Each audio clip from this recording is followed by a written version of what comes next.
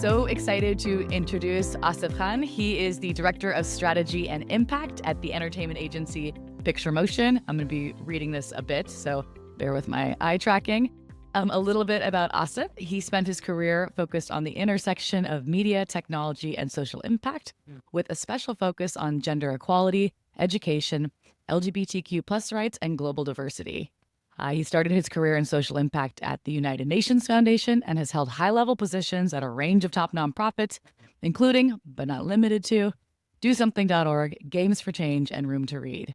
He was also selected for the Princeton Emerging Leaders Program in 2019, serves on the board of the nonprofit Thinking Huts, and was an adjunct professor at St. John's University Graduate School of Communication. So he is incredibly qualified to answer this video's singular topic in question of what is an impact producer. So thank you, Asif, for doing this video. Of course. Thank you so much for having me. I'm very excited and truly honored to be a part of this conversation and to help other filmmakers. One thing I would add to that is I'm just a huge fan of film, a big believer in the power of film and media overall to not only educate, but also change minds and inspire people. And within that, the importance of diverse and representative storytelling, which raises all voices. And I think Kinema's platform does that so well. So I'm really excited to dive in today and answer some questions. Well, thank you so much. And I'm also just a fan of yours and love getting to chat with you. So this is fun for me too. I'm obviously biased because, again, fan of yours, and we didn't get to overlap at Picture Motion, but I've gotten to see your work firsthand, especially recently. So I'm very excited. Okay, so we're going to start with some basic definitions for anyone who might not know. So I'm curious, in your words, what is an impact producer? What is an outreach coordinator? What is impact distribution? And how are those similar or different from your perspective? Yeah, happy to define them. And before that, just a huge fan of yours too. It's because of you that I'm sitting here at Picture Motion. And it's because of you that I know that this role exists and this job exists. And for anyone who's known me over the past 3 years, the reason I've been excelling in this role is a dream job for me. And it's just a dream place for me. So big props to you as well and your vision all those years ago to create this amazing company. Oh, thank you. And to educate more people on what impact production is, I think PicMo and now Kinema really educate people that this is something that's important, it's needed. And I think you've played a big role in just telling people, hey, this is out there and you should use it. So for me, what an impact producer does is, first of all, designs and oftentimes implements strategies to maximize the social, the cultural, political, health. You could put all different categories in there, impacts of a film, a TV show, truly any form of media content.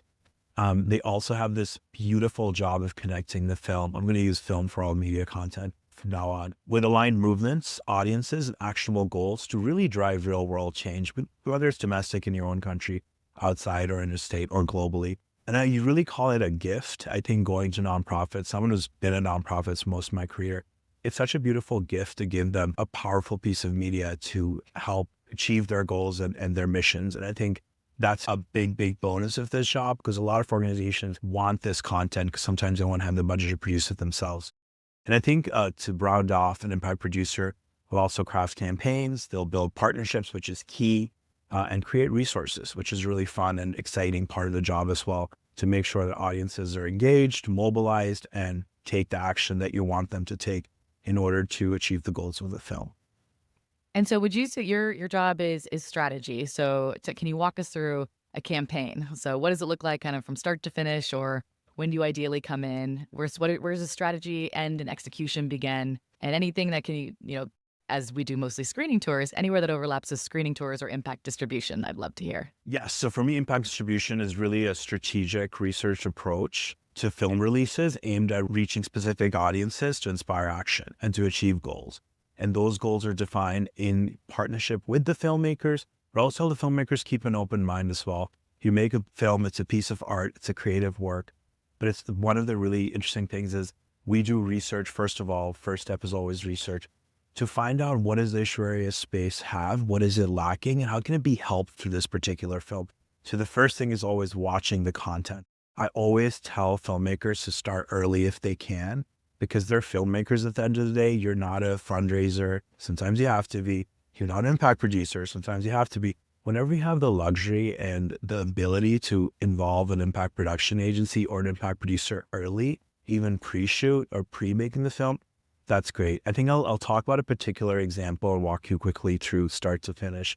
Aftershock is a film that left a huge impact, not only on me, but Americans and people all over the world. It talks about Black women dying in labor. It talks about the maternal mortality crisis in the United States, which is comparable to a lot of countries with much lower health budgets in the world.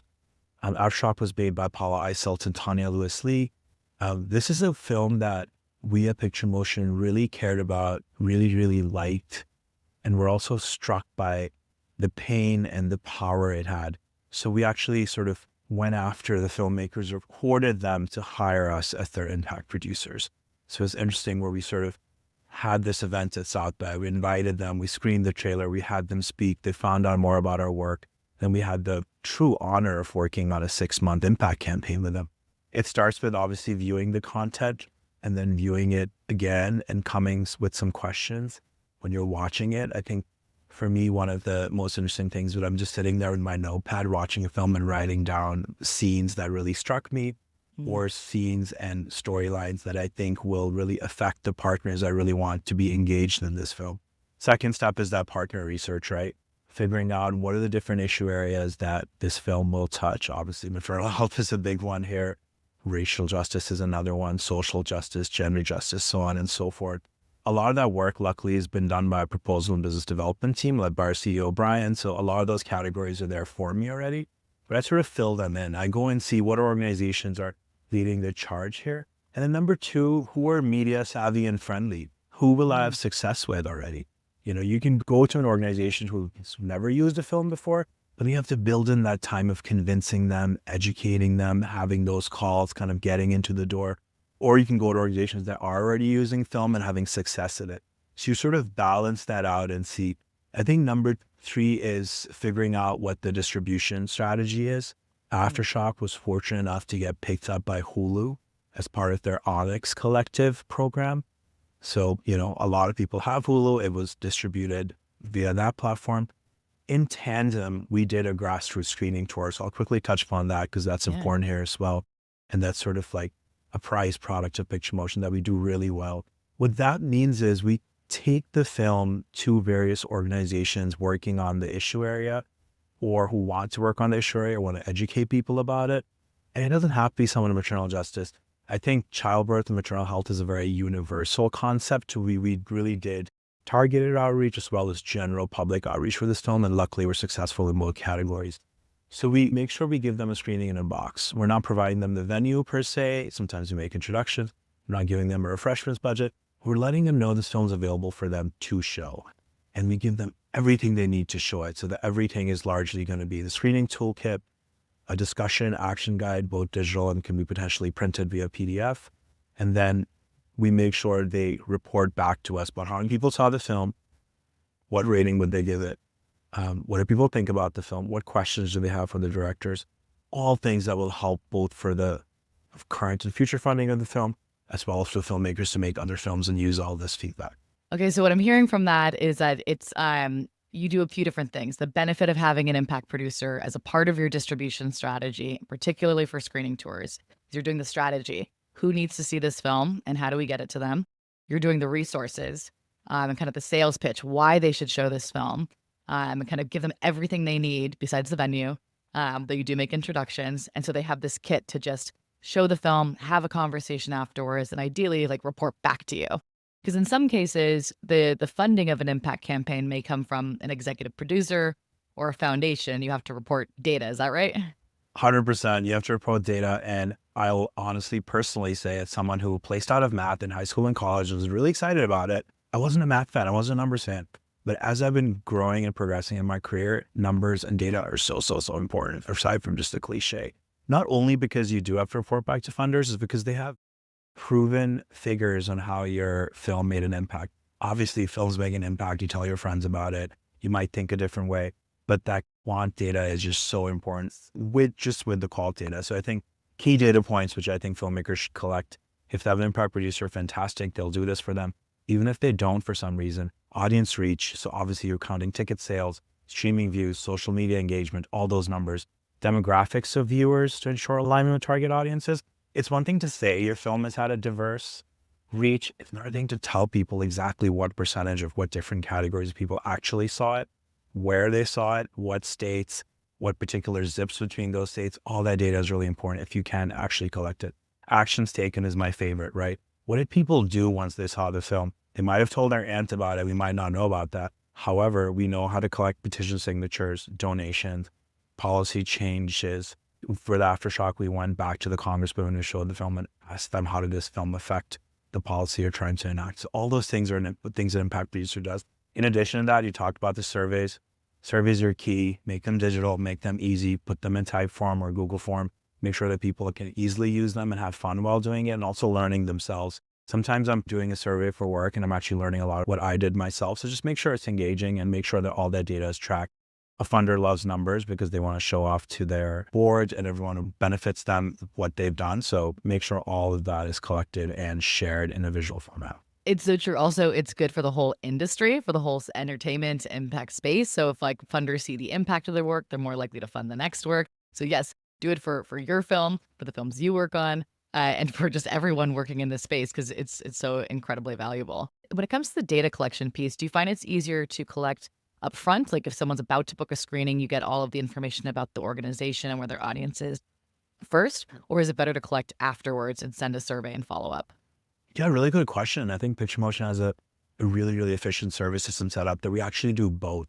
When we're going to a particular organization, we have them fill out a screening interest form, which obviously means they're interested in doing the screening, and they kind of justify why the organization should do the screening. And 9 times out of 10, our screenings are free of cost as well. So we get information such as, how many people would you like to show this to? Where are you going to show it? What are your intentions to show it? What is your work that ties into it? And most people do that. We have sort of obviously 100% fill out rate there because all the surveys we get are already filled out. And then we also collect information after the screening. That ranges. It's obviously not at 100% because not everyone's going to do a full survey after they've just done a full event. We all chase them for those surveys. Exactly. We're always going back to them. But I think we kind of can look at the numbers pre and post and kind of look at and compare them. So I think wherever you give people more opportunities to do something, you'll have a higher rate of them actually doing it. So it's always good to get whatever you can up front. However, that actual number is really important, right? You might want to show a film to 200 people, but maybe only 62 showed up. So it's always good to potentially go back and get that number after. But whatever you can front end when that excitement is there and the anticipation is there, it's going to be more helpful. Yep, totally agree. So what do you wish every filmmaker knew before working with an impact producer, or what should they be thinking about when thinking of engaging an impact producer? Yeah, I think one thing I always tell filmmakers, filmmaker friends, just filmmakers I've gotten to know in the last couple of years, that you can't do everything, right? Like you're a filmmaker, you're not an impact producer. Sometimes you'll have to be. You're not a fundraiser. Sometimes you'll have to be. So whenever you can build in these line items in your film budget, I think you said this, Christie, you're the CEO of your film, right? Like you're the kind of the head, you're the kind of the main person on top of it. So try and get those roles filled in. You know, when you're building a budget for a film, see if you can add an impact producer line item. See if you can add that fundraiser line item, researcher, obviously you'll have as well. So I think filmmakers need to learn that, to kind of put these different line items in there so that person can come on and do that work for you and do it in tandem with you, so you can focus on making a really amazing film, which is sort of your first job. It's so true. We talk about a lot of the filmmakers we work with are engaging in what was called self-distribution, but there's nothing self about it. It's really hard. You can't make a film just entirely by yourself. You need someone to hold the boom mic. You need an editor, and same thing with the campaign. And so, but of course, it's easier said than done because, it costs money. Impact producers are very talented, I've experienced people, and they should be paid, for that experience and for the work they're going to put into it. But it's tough. It's one of the messages, we keep trying to put in there. Put that impact producer line item in your budget ahead of time.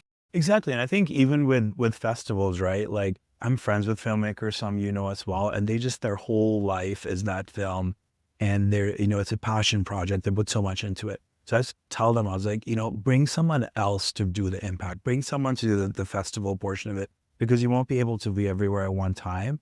And you need to kind of focus your energy on what really matters. That's making an amazing film and then talking about it and showing your passion. So I think starting early, putting those line items in there, asking for help, just telling people, hey, I'm not good at this. Can you please help me with this? That's something that's really key as well. And I think communicating when something is not your thing. Like we all do that, right? Like, I mean, not everyone likes to wash dishes after they cook. So just ask someone else if they can help you with that, if you're a good cook. So I think that's important to know. I can't cook at all, so I'm always happy to do the dishes at someone else's house. So count me in as a dishwasher. I love to cook and I'm really good, if I say so myself, but I hate washing dishes, even the whole dishwasher situation. This is why we work well together, see? Exactly. All right, cool. So just last question. How can anyone listening or watching find you online? Yeah, Citizen Pigmo, super easy. We're on all the socials as Citizen Pigmo. My personal Insta, which is pretty film oriented as well, is Asif R.S. Khan. That's ASIF-RSKHAN. Picturemotion.com. I'm sure a lot of you already know about us. If you don't, shoot us a note, hello@picturemotion.com. We love talking to filmmakers, new filmmakers, who have existing, reputable filmmakers. And even if we don't work with you, just give you guidance. Because as Christie said earlier, this is an industry that's so beautifully intertwined, interconnected together. Even if it's not our personal success, it's our shared success as an industry and as all the cause areas intertwined together. So this has been such a pleasure. Thank you for giving me this platform today. No, thank you so much. It's incredibly, incredibly helpful. So thank you. And I always love chatting with you. Me too. Cool. All right. Well, thank you so much. I am very excited to be talking to Eliza Licht, who has been working in the social issue documentary field for 20 years as an engagement strategist, an impact producer, and a television executive. I've known her a while. I've been a fan of hers for a long time. And she recently, maybe 3 years ago, founded Red Owl. Does that sound about right? 2020. 2020, 4 years ago. Yeah, midst of it. Oh yeah, that was a big year. Good things came out of it. Red Owl came out of it. We built Kinema out of it. So yes, good things come out of bad. Red Owl is a social impact agency and distribution consultancy. They're currently working on Victim Suspect, which is on Netflix, as well as Sugarcane and Union, which were both shortlisted for the Oscars this week. So through that vehicle, she creates and executes campaigns. She implements overall strategy, does partnership development, and the production of high quality educational assets, as well as tracking, measuring, and evaluating impact, which we all know is super important. And she also does this with a team of other amazing people.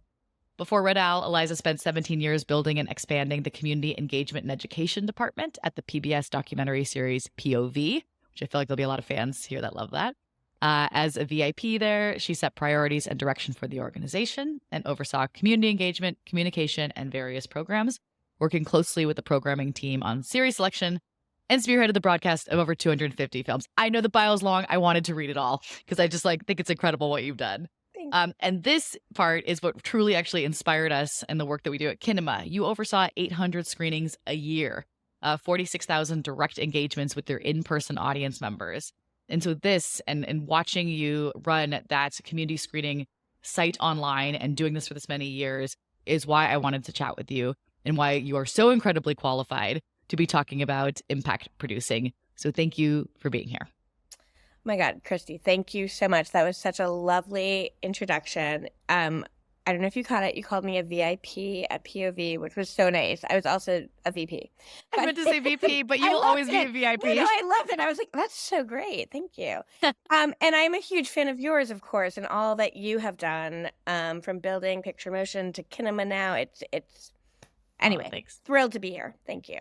Thank you. Well, thanks. Thank you for doing this. Okay, I want to start with some of the very basics. Let's go definitions. What's an impact producer? What's an outreach coordinator? What is impact distribution? Are these all kind of the same or are they different? Love it. You say easy. No, they are and they're also not. There's a lot of words that can be used, but I think let's start with outreach coordinator. I think they can all be the same thing. I will say that. But in outreach, let's start with outreach coordinator, which I think is more somebody that is helping to make sure that events happen, but also really overseeing reaching out to other organizations. So it's less that are people that are coming in and responding that way, and more you are defining people, audiences, organizations that you would like to see the film and making that happen. So it's a lot of cold emails, calls, it can be, right? Is how I look at outreach, where an impact producer is somebody who works really closely with filmmakers to define the goals of their campaign, figure out which audiences they want to see, like definitely brings the community partners into that discussion. But an impact producer is also somebody that shepherds the film through all different phases of distribution with the impact goals in mind. So it's someone who's kind of thinking about that at the 20,000 foot level, because each stakeholder at each phase kind of has different priorities. So like a screening in DC that maybe isn't going to drive revenue, it's not going to drive press, but it's really important to the impact of the film. That would be something that an impact producer would advocate for. Absolutely. Yes. Okay, cool. And so would you define your work at Red Owl as more impact producing, more impact distribution, or do you guys do a little bit of all of it? Tell me more about the work you do at Red Owl. Yeah, no, totally. We are doing all of that right now. I would say each film is different, and I'm not like really a snowflake person, but I do also believe that each film is different, and so it's about kind of, and impact means different things to different people, right? So kind of defining what impact means to the filmmaker specifically, and then coming up with like a definition that we both understand, that we all understand, and yeah, and making that happen. And I would say that there's always, I talk about it with all the filmmakers in terms of 3 phases of a campaign. And the first is the partnership build, like the strategy build and the partnership development, which is so important to get that buy-in from the, as you said, the experts on the ground, and to even shape that strategy. And then there's the implementation phase, which we really love. Doing too. We actually, we're not just the strategy folks. Like I think one of the things that is on our website is that we are doers that love what we do. And so that is the screening tours that we were talking about. That is the resource development, the guides, the toolkits, all of that we create. And that phase I think can last, anywhere from like 4 months to 18 months, depending. And then there's of course, the very important evaluation and reporting phase, which you're doing along the way. That's awesome. We're doers that we love what we do. I love it. It's true. You get your hands dirty, you jump in, you're not saying. We're thinkers too. I mean, we think as well, but we also really like the doing of it. So yeah. You make a plan that you can execute on. You're not making a plan and saying, good luck. Yeah, right. No. If you're looking for doers who love what they do, it's redowlpartners.com. I'd also, we chatted with John Reese on another video about goal setting. And so if we pick one goal. So if someone's goal is change the world, right? It's social impact. In that case, I guess the whole distribution plan becomes impact distribution. They don't need to make the money back. They don't care about career or awards or whatever it is. So in that case, I guess by default, it's impact distribution. Does that work? It does work. It does work too. And I think impact distribution is just making sure, right, the goals of the campaign are included even in, some award screenings perhaps, right? Yeah. Like along the way, I actually think that like it can be infused, the impact goals, into almost any piece of the distribution strategy. So like if it's in theaters, would you collect email addresses or pass out postcards? Absolutely. In theaters, we've been actually bringing partners in to help share resources. In New York and LA and the bigger screenings, we would invite partners in to share resources. We included a QR code with like a link tree that included surveys and resources and lifted up the partners that were working on the campaign. And then also in different cities across the country where we had like in 22 cities where the filmmakers weren't going and it was a one-night engagement, the partners were the ones that were running the show. And they were really engaged. So anyway, I think so. The film's got a 22 city theatrical release, and then you guys are doing these gorgeous materials that help people understand the issues, take action, and then you're also organizing the partners in those 22 cities. Is that correct? And then they kind of take the lead on running the event because it's put it in the hands of the experts. You guys, we used to say this at PICMO, we're the experts at working with the experts. Sounds like you guys are similar. Yes, absolutely. Yes. Okay, very cool. And so for a film like, if we could keep talking about Union. Absolutely, yeah. I'm so embarrassed. I still haven't seen it. And this film has been top of my list forever. At every film festival, something happens and I miss it. And I think it's incredibly important and powerful and I know all about it. So this was shortlisted for an Oscar. Congratulations. Thank you. There's limited marketing work. There's some rules around how you can market that it's shortlisted and stuff. But I guess from an impact producing perspective, what are you focused on for that film right now? Working on a very limited TVOD, and we're working with Gather. Oh, right. You can say the word gather here. We're big fans of Neil. And we're using the partner TVOD with different partners, but also like right now, actually, Amazon is on strike, and we are using the film's TVOD to kind of donate half of those proceeds to Amazon workers and basically just get everyone to kind of understand what the situation is there, why they're striking, kind of getting behind the scenes, and really using the film kind of in that way in this moment is incredible. Secondary, obviously, to what's happening, but like I think it's a really helpful tool. It sounds like when you have the support of the filmmakers and you're like, hey, this is the striking is happening now. It's relevant for people to watch the movie now. Let's like not wait. Let's find a way to go direct to audience because that fits the distribution strategy. It fits the goals of the filmmakers and they have control over their release. So there's some flexibility in what they can do. Does that sound about right? That's exactly right. Very cool. Because it's a lot of what we talk about are the self-distribution, hybrid distribution, having control over your distribution. And I think there's been a shift of make this like your plan A. If you could fully control your distribution and you raise the money and you could do everything, that's ideal. Because if you get a distribution offer, you're in a more secure place to either accept it or not. And with a film like Union, I don't think Amazon was going to buy that film. And maybe some other tech companies might be a little nervous. Yes. So they may have been prepared like to help kind of to have this idea already in place that they would be really overseeing their distribution versus being reliant on a sale to someone, which gives you flexibility to do the impact campaign. Absolutely. And from the beginning, it was really, obviously impact was like high on the filmmaking team's list. And we were brought in before Sundance. So it's an example of, kind of bringing at that stage, even we were collecting emails, emails. Yes. Thinking about kind of, the overall campaign and different stages. And so I know tracking and reporting is important to you, right? So you mentioned collecting email addresses. How do you practically do this? How do you have a clipboard at the film festivals? You mentioned a link tree. How do you practically collect emails and data and reporting? Yeah, no, absolutely. Super important. And I get excited by it. I will say that what I find kind of most helpful tool in evaluation and reporting is still the survey. It's just me. The paper survey, which I know we should not be using paper, but it still is actually the best way to get responses if you're standing there. But we have moved on and to get further out, both and better for the environment, to a lot of QR codes. But again, I think, the survey, the audience survey can get both the quantitative and qualitative data that you want. The partner survey can give you even more information, both quantitative and qualitative, on how it's working for the people that are really doing the work on the ground.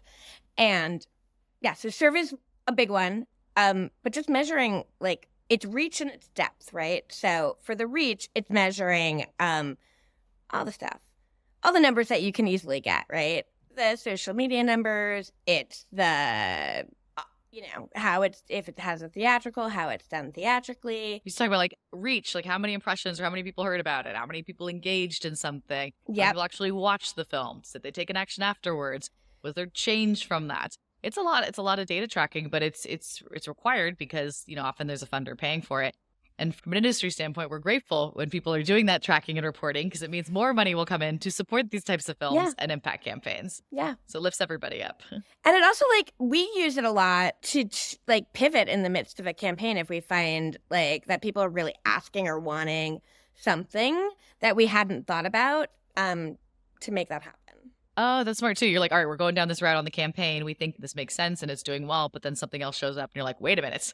We can now go with this showing up in a report or in a survey. You can then run that route down and see if that makes a difference. Yeah. We actually really want to be using this in clips. It would be so helpful for our, let's use Victim Suspect as an example, right? Oh, Victim Suspect from what's on Netflix, that Nancy Schwartzman's film? Nancy Schwartzman's film, yeah. Amazing film. Looking at when people go in to report a sexual assault and then kind of the tables are turned and all of a sudden they're being treated like a suspect rather than somebody who's reporting a crime. We were showing the film and then we started to get these comments in audience evaluations and comments online. I'd really love to use this interview footage separately because I teach recruits and I want to use it, to train the police officers, but I don't want to use the whole film. I would like to use just X, Y, and Z and then kind of pivot, create this and do that. So all to say, to bring it back to what I was originally saying, that we track and we actually look at all the data along the way. And often we'll just need to, whether it's pivoting the campaign completely or just adding to it, we'll do that. That makes sense. And then so as it relates to screening tours, non-theatrical, we used to say, bring the film to the people who want to and need to see it most. Oftentimes, it's not out of the confines of the footprint of a theatrical release, but also not as isolating as watching it alone through a streaming platform. So we love community cinema. You did community cinema for years. You built a platform to enable the POV supporters and organizations to have screenings. So how do you look at, so if you're doing impact producing or advising on distribution, what does that look like practically? Can you share with us? Do you make a list of target audiences? Do you start with your partnerships? How do you build a screening tour from scratch? Yeah, we start by just talking to the filmmakers about what their hopes and dreams are, and then kind of distilling that into, okay, so which audiences do we need to reach out to about that? And who, and have you been working with any partners in the field that we can reach out to? If not, we will develop a list of folks that we know and we've already worked with that are working on that issue, and just start emailing them, letting doing them that know. Outreach. Yeah, exactly. It's that outreach, right? It's that outreach coordinator we're getting in.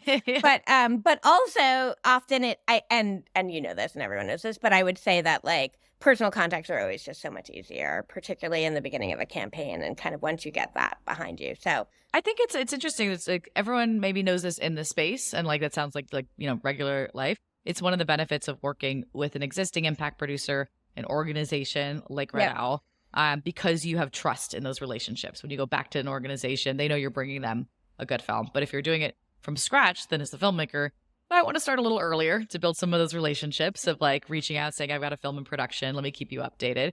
Because you've probably seen this. Everyone's seen this. You just cold email someone out of the blue and you're like, hi, pay $500 to show my film. It's not going to work. They don't know who you are. They don't know anything about your film. So it's finding those trusted partners, those networks and nodes to help support and promote the film for you, or working with impact producers who have really good relationships. All right. What is one thing that every filmmaker needs to know before working with an impact producer? At least one. If you're going to work with an impact producer, you have to kind of trust and understand the fact that they have experience here, and are guiding you kind of in the kindest way possible, but also that they, are experts in the field. And so at Red Owl, we love working really closely with filmmakers. They're amazing. There's a trust sometimes, I think, particularly with filmmakers that have not worked on impact campaigns before, which I get. It's like the films are your babies, and now you're kind of bringing so many more people into it at the distribution process. So I would say if you're going to hire an impact producer, it's kind of the trust in terms of why. I would say it costs money and there's a budget there, and impact producers can be really helpful in helping you scale that budget or figure out kind of how to do what you need. And so often impact producers will also help you fundraise, but it's kind of being realistic about time and scope. Yep. Those are all excellent pieces of advice. I fully wholeheartedly agree. I would sometimes lead with the money part, which is tough. No, you were right. Trust is more important. I know that feeling. It's tough. It's we would often get, but if you believe in this issue or if you really care, then wouldn't you just do it for free or lower your prices? You're like, but I do care. I also got to feed my family. Yep. Yeah. It's real. Yeah. Yeah. It's true. Because we all love what we do, right? But, we're working. Exactly. Also try to it's also, again, like the work that's done on an individual impact campaign contributes to the larger space. Most people are very generous in the space of sharing their case studies or sharing their results so that the whole industry improves. Absolutely. So I believe you worked on this film, No Time to Fail, which we had on Kinema. What can you tell me about your approach or any of the results? Yeah, it was a beautifully successful campaign, I think. I think it was maybe the first film that we worked with you on Kinema. I think so. And there were over, I think, 125 screenings, and with partners that kind of ran the gamut between election officials, Harvard Civic Roundtable, and I think that what made it so successful was based on the buy-in at the strategy phase from election official communities, right? They were completely on board, both on using the film as a communications tool for the messages they wanted to get out about the process, which I'll just underscore, it's that election officials are nonpartisan professionals who work really hard to serve the public. And the film shows that kind of beautifully, and they chose to use it as a professional development tool for election official staff to discuss mental health issues and stress. So we had a built-in audience, I think, that was extremely helpful. And then I think Kinema really helped to serve the campaign because we were working with the League of Women Voters on a national scale, but then we handed it off to chapters and sort of had complete faith in the fact that it would be, the tech piece of it would be taken care of and that they would be supported in that way. So I think, that made it really successful. It's very targeted. I remember, I think you guys had a really good live virtual event to kick it off too. You had I think 500 people attended your first live virtual event right at the beginning. You kicked it off, got people excited. And that was cool to see. I remember looking at the numbers being like, oh, damn, they sold that out quick. Yeah. I wish my partner, Alice Quinlan, was here because she worked really closely with the filmmakers on that campaign. But Oh, good. And then I think the filmmakers made a short recently. They did kind of a follow-up short that they released through Time. Yeah. Yeah. That was great. I remember watching that. I'm like, wait, I remember this film, No Time to Fail, releasing on Kinema, the amazing tour you guys did. And it was fun to see the follow-up short because it's still very, very relevant. And that was right before the election, I think. Yeah. So how do people find you? How do people find Red Owl or any of your work online? Yeah, absolutely. We have a website. It's redowlpartners.com. So you can find us and some more about the projects that we are working on and have worked on there. Also, if they want to find me, I'm on LinkedIn and it's my name, Eliza Licht. So you can find me there. Perfect. Well, thank you so much for doing this. You have 2 films shortlisted. You're kindly doing this on the Thursday before Christmas and the holiday break where everyone else is on vacation and you are here. So thank you so much for doing this for us and for the filmmakers watching this. I so appreciate it. And that's our episode. Thank you to our special guest, our producer and editor, Ron Passaro, and you, the filmmakers, creators, marketers, and distributors that are dedicated to connecting audiences with great films.